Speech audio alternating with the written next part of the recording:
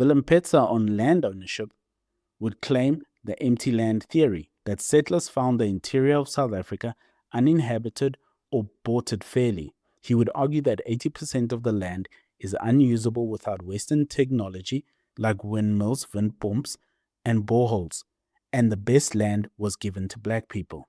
The facts of South African history would show the archaeological and historical evidence proves that Bantu-speaking farmers settled throughout South Africa, including the interior and the coast, for centuries before 1652.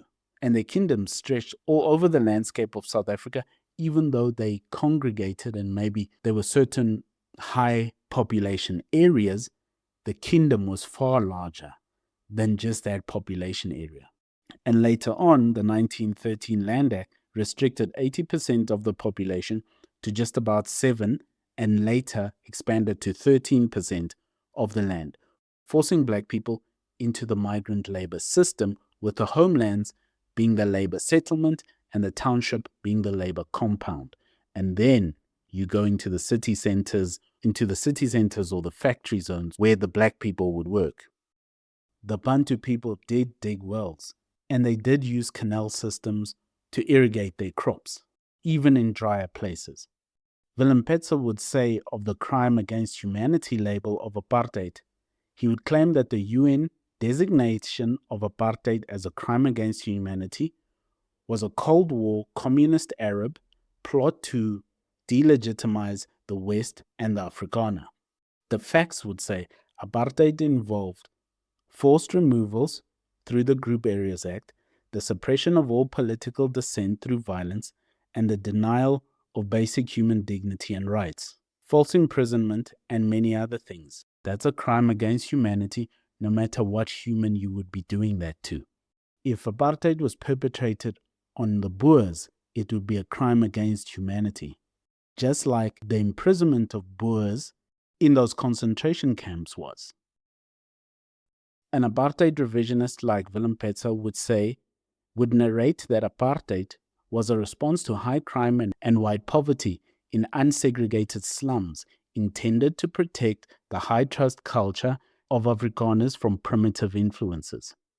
The facts would say, while white poverty, the poor white problem, was a concern, the solution being the systematic dispossession and impoverishment of the black majority is a racial one, not just for safety, but to ensure the cheap, controlled labor supply for white-owned mines and farms. If you dare, buy us a coffee. The link is in the description. Why are you running? Why are you running? The apartheid revisionist uses several techniques, like the utilitarian fallacy. Willem Petzer often uses the current failures of the South African state, things like crime, load shedding, failing schools, to imply that the previous system was better.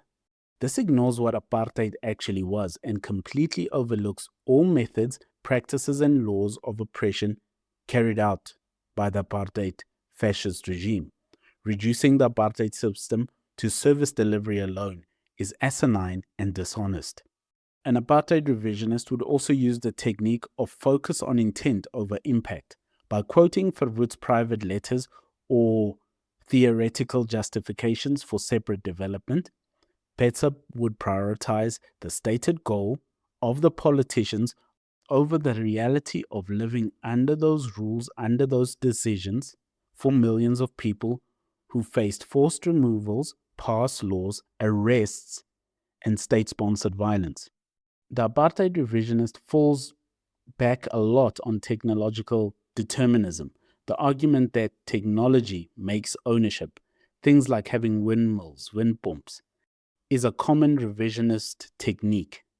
It suggests that because indigenous people did not use specific Western technologies to farm semi-arid land, they had no claim to it, effectively erasing centuries of indigenous land use and pastoralism.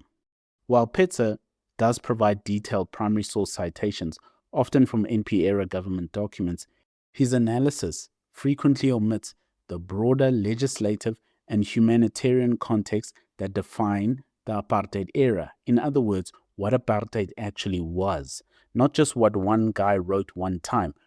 The totality of what he wrote is what you should consider, and how he implements and carries that out, and what the effects of that are on those populations he wrote that for. What? Bro, what are you talking about, man?